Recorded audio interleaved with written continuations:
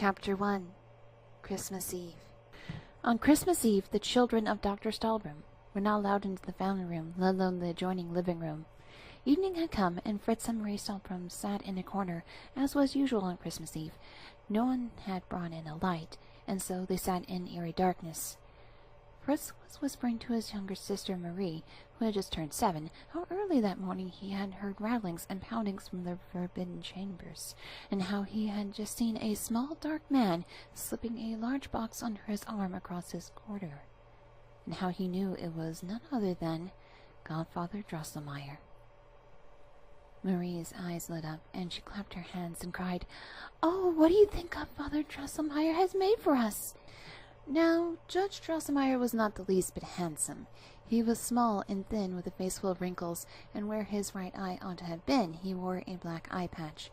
He had no hair at all on his head, and so he wore a cleverly made white wig of glass threads. In general, Godfather Drosselmeyer was a clever sort of man, who knew a great deal about watches and clocks, and even made some himself. When one of the Stahlbaum family clocks was sick and could not sing, Godfather Drosselmeyer would come and take off his glass wig and yellow coat and put on a blue apron. He would then stab all sorts of sharp instruments into the clock. Marie felt sympathy pains, but the clocks were not at all hurt. In fact, the clocks purred and sang as joyfully as ever, which made the whole family happy again. Drosselmeyer always had something in his pockets for the children when he came to visit. Sometimes it was a funny little man who rolled his eyes and bowed. Sometimes it was a box from which a small bird hopped, and sometimes it was something else. But every Christmas, the judge would go extra effort to create something spectacular, so spectacular that the children's parents would put it away for safekeeping afterward. "What do you think Godfather Drosselmeyer has made for us?" Marie anxiously asked. Fred said it probably would not be any different this time. He expected a fortress where soldiers marched and drilled about. Other soldiers would come to overtake it, but brave soldiers inside the fortress would fire booming cannons to keep the intruders away. "No, no, no," Marie interrupted. "Godfather Drosselmeyer told me of a beautiful garden with a big lake with beautiful swans swimming around wearing golden necklaces and singing pretty songs. Then a little girl comes to the lake and calls the swans and feeds them marzipan." "Swans don't eat marzipan," Fred said scornfully, "and Godfather Drosselmeyer cannot make a whole garden. Besides, they always take what he gives us away. I prefer what Papa and Mama give us. We can keep those and do what we want with them." The children continued to guess and wonder.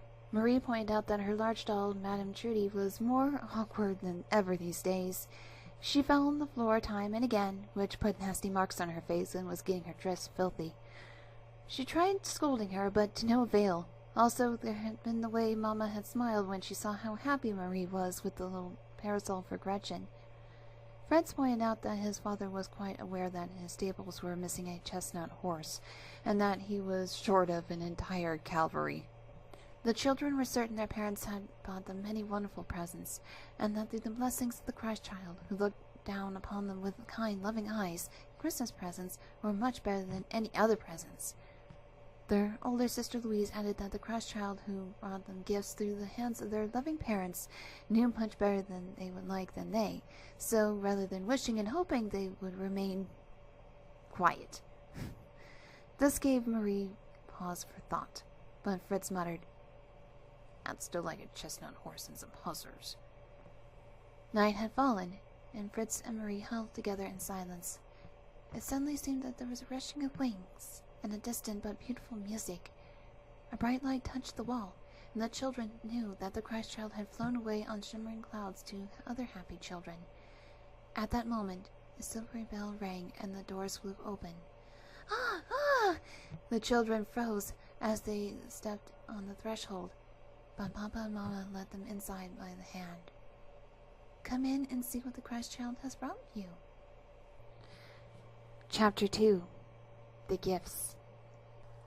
I ask you, the listener, to remember your most wonderful Christmas. Remember the beautiful, colorful presents and lavishly decorated Christmas tree. You should be able to imagine how the children felt, with sparkling eyes, the children completely silenced for a while. Then Marie gave a deep sigh and said, "Oh, how beautiful! Oh, how nice!" Fritz made a few exuberant leaps into the air. They must have been very good that year, because they had never been given so many wonderful and magnificent presents before. The big fir tree in the center of the room was covered in golden apples, silver apples, buds, and blossoms. Besides that, there were sugar almonds, colorful candies, and many other delicacies. Each and every branch was adorned, and best of all, hundreds of lights sparkled from within its branches like tiny stars. Its warm and inviting glow beckoned the children to pluck its fruits. Around the tree were such colorful and lovely gifts to defy description. Marie saw the prettiest dolls and all sorts of neat little items and tools for them. What especially caught her eye was a dress hanging from a rack so it could be seen from all sides. It was made of silk and adorned with colorful ribbons, and after admiring for a moment, Marie exclaimed, "It's so beautiful! Oh, I love it! Surely I'll be allowed to wear it!" Fritz had already galloped 3 or 4 circles around the tree on his toy horse, which he had found bridled next to the table. After dismounting, he said it was a wild beast, but that was all right. He'd tame it sure enough. Then he inspected his new squadrons of hussars, who were dressed handsomely in red and gold. They carried tiny silver weapons and rode on horses so white they almost looked like they were made of pure silver. When the children quieted down, they turned to the picture books, which were filled with beautifully drawn pictures of flowers, children at play, and colorful people. They were so lifelike that one could almost believe they might really move or speak. They had scarcely begun to delve into the books when the silver bell rang again, and they knew Drosselmeyer's gift was ready. They ran to the table where a silken screen Drosselmeyer had been behind all along was lifted up. Sitting upon the table was a green lawn decorated with flowers, and upon that sat a beautiful miniature palace with many golden towers, delicate little mirrors, and windows to see the elegant rooms inside. A bell rang, and the palace's doors opened. Inside, ladies with long dresses and gentlemen with plumed hats walked about the halls. There were so many candles burning in the silver chandeliers in the central hall that the whole room seemed to be on fire. A gentleman in emerald cloak would presently poke out a window, wave, and return into the palace again. Likewise, by the door of the castle, a miniature Drosselmeyer, no bigger than Papa's thumb, came out to wave at the children before returning inside.